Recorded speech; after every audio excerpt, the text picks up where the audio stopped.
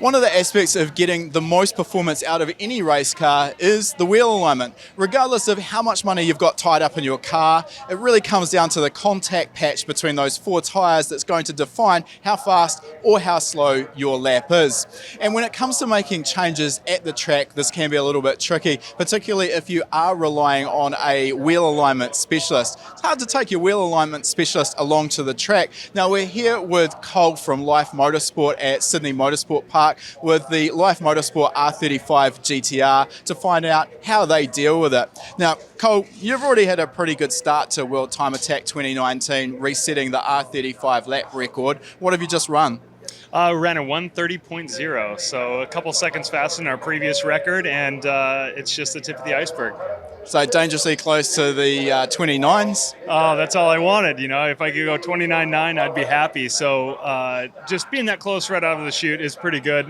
We know we got more in it. The data shows I lost about a second with driver-induced errors. So that's why we're looking at every bit of the car to squeeze the most out of it. Okay, so when you've got a car that's making a lot of horsepower, albeit it's also pretty heavy, that wheel alignment really does come down to being absolutely critical.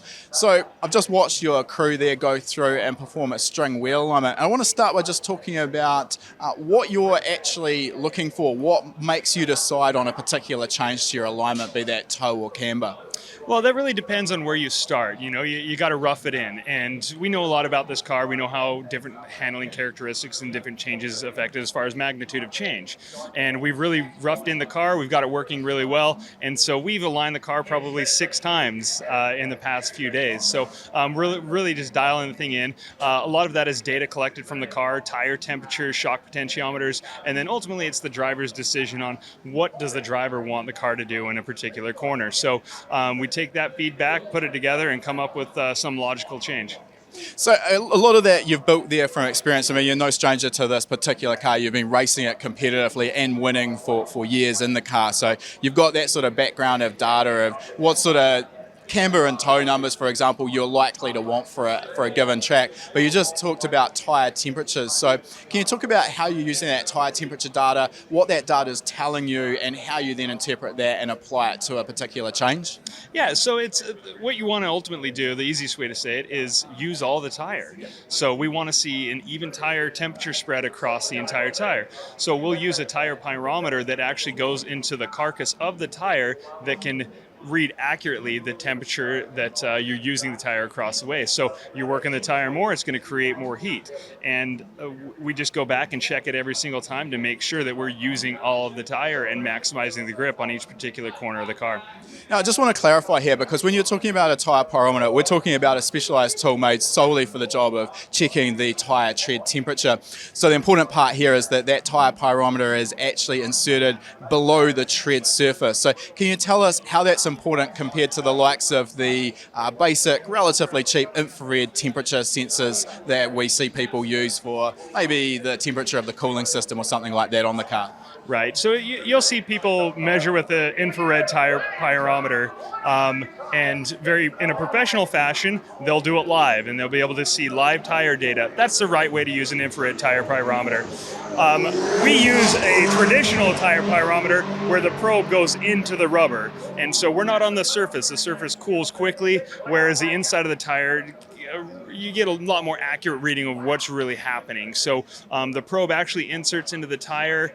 I don't know what it is in millimeter, probably an eighth of an inch, a little bit more. About 3 millimeters, give or take. Yeah, something like that. And that way we get a good reading of what the core of the tires temps are going up to. When you're using a tyre pyrometer like this, it's still quite important to be specific in the way you come into the pit. So you don't want to be on a cool down lap and allow that temperature to stabilise. It still does stabilise quite quickly, so it's important to come into the pits on a hot lap.